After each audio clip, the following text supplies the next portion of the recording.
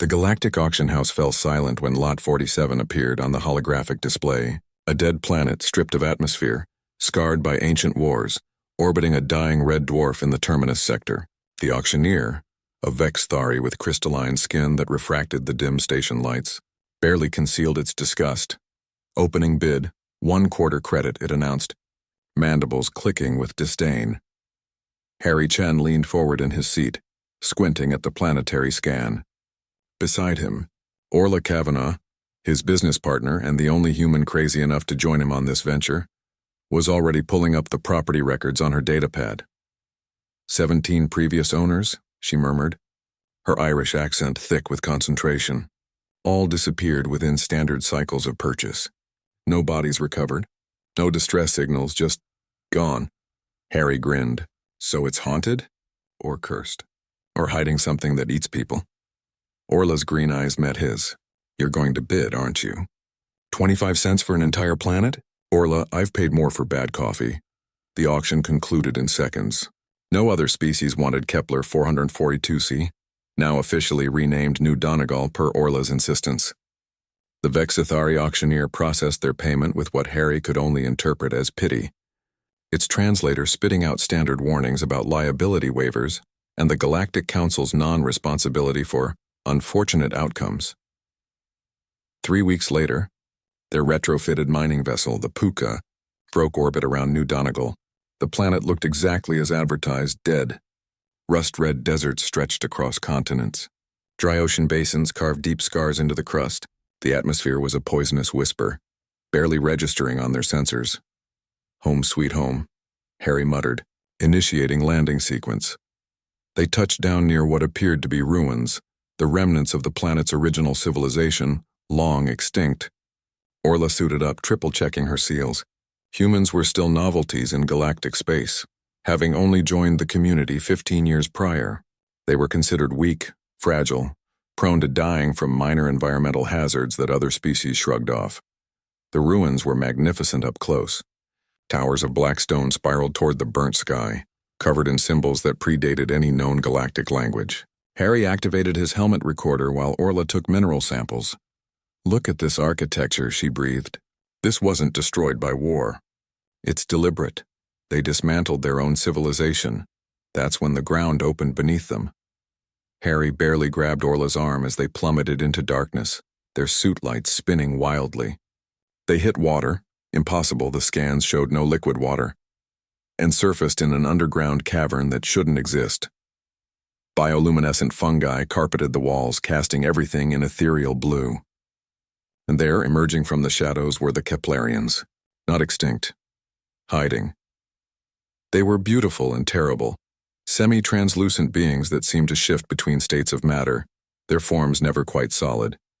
The largest one drifted forward, and when it spoke, the words bypassed their translators entirely, resonating directly in their minds. You should not have come, soft things, the others learned. Why do humans not learn? Orla stepped forward, and Harry recognized that particular set to her shoulders. She was about to do something characteristically human and probably stupid. We bought this planet legally, she said, and we're not leaving. The Keplerians' form rippled with what might have been amusement. The Zornathi Empire said the same. Their battle fleet disappeared in 6 rotations. The Thal Consortium sent scientists. They lasted 3. The previous 17 owners, all superior species, all more capable than humans, all vanished when they attempted to colonize our world. So you killed them, Harry said flatly. We defended. We were here first. This planet is our refuge, our sanctuary. We made it appear dead so others would leave us in peace. It worked for millennia until the Galactic Council's greed drew attention. We cannot allow colonization. We will not. The cavern began to tremble. Water swirled around their legs, growing warmer. Harry felt the temperature spike even through his suit's insulation. The Keplerians could control their environment absolutely. They'd probably boiled the previous owners. Alive, but Orla was smiling. You know what the difference is between humans and every other species you've dealt with? She reached up and, to Harry's horror, began unsealing her helmet. We're really good at adaptation and negotiation. And most importantly, She pulled off the helmet, breathing the processed, enriched air the Keplerians had created in this sanctuary. "We're excellent at sharing." The Keplerian recoiled. "The atmosphere is toxic to your kind." "Up there, yes," Orla gestured upward. "But you've created a livable ecosystem down here. Probably spans the entire planet's crust, doesn't it? You've been terraforming from the inside." Harry caught on, removing his own helmet. "We don't want your sanctuary. We want the surface. The dead, useless, worthless to you surface, impossible. No species can survive." "We terraformed Mars in 30 years, Orla interrupted. "Turned a dead rock into a garden. We're not asking permission to invade your home. We're offering to be neighbors. You keep your underground paradise. We'll fix the mess upstairs. Hell, we'll even maintain the illusion that the planet's dead so nobody else bothers you." The Keplerians conferred in silence, their forms merging and separating. Minutes passed. Harry and Orla waited, breathing alien air, standing in an impossible ocean beneath a supposedly dead world.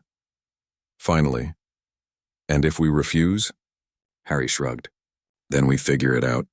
Maybe we all disappear like the others. But here's the thing about humans. We're stubborn. Orla and I didn't pay 25 cents for a planet just to give up because it's occupied. We'll negotiate, compromise, adapt. That's what we do. Other species would wage war. Other species didn't spend most of their history learning that the only way to survive was together."